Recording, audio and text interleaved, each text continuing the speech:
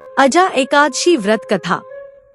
अर्जुन ने कहा, हे पुंडरीकाक्ष, मैंने श्रावण शुक्ल एकादशी अर्थात पुत्रदा एकादशी का सविस्तार वर्णन सुना।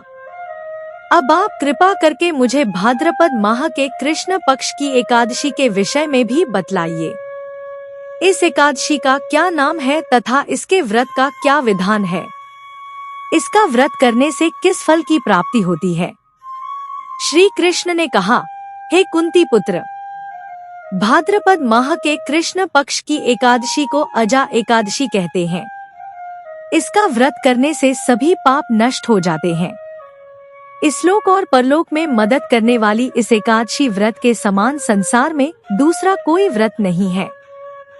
अब ध्यानपूर्वक इस एकादशी की कथा श्रवण करो।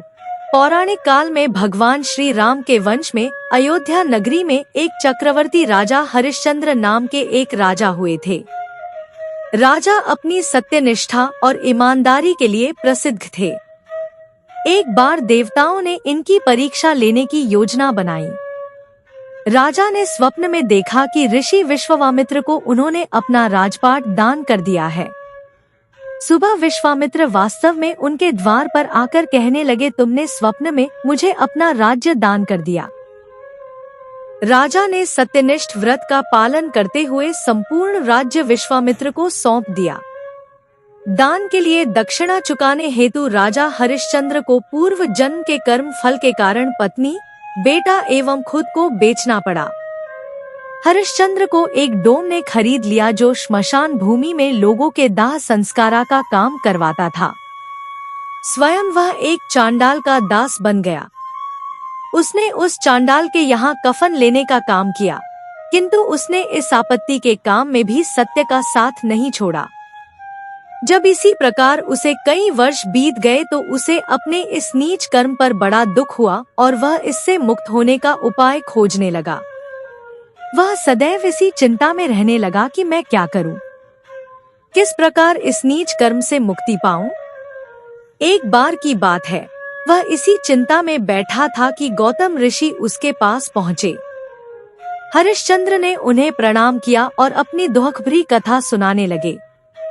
राजा हरिश्चंद्र की दुखभरी कहानी सुनकर महर्षि गौतम भी अत्यंत दुखी हुए और उन्होंने राजा से कहा, हे राजन, भादो माह के कृष्ण पक्ष की एकादशी का नाम अजा है।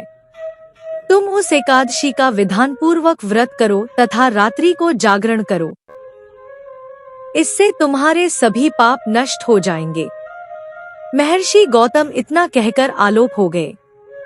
अजा नाम की एकादशी आने पर राजा हरिश्चंद्र ने महर्षि के कहे अनुसार विधान पूर्वक उपवास तथा रात्रि जागरण किया। इस व्रत के प्रभाव से राजा के सभी पाप नष्ट हो गए।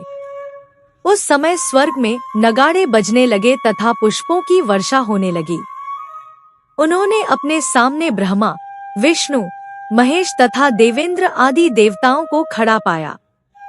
उन्होंने अपने मृतक पुत्र को जीवित तथा अपनी पत्नी को राजसी वस्त्र तथा आभूषणों से परिपूर्ण देखा। व्रत के प्रभाव से राजा को पुनः अपने राज्य की प्राप्ति हुई। वास्तव में एक ऋषि ने राजा की परीक्षा लेने के लिए यह सब कौतुक किया था, परंतु अजा एकादशी के व्रत के प्रभाव से ऋषि द्वारा रची गई सारी माया समाप्त हो गई और अंत समय में हरिश्चंद्र अपने परिवार सहित स्वर्ग लोक को गया। जो मनुष्य इस उपवास को विधान पूर्वक करते हैं तथा रात्रि जागरण करते हैं, उनके सभी पाप नष्ट हो जाते हैं और अंत में वे स्वर्ग को प्राप्त करते हैं।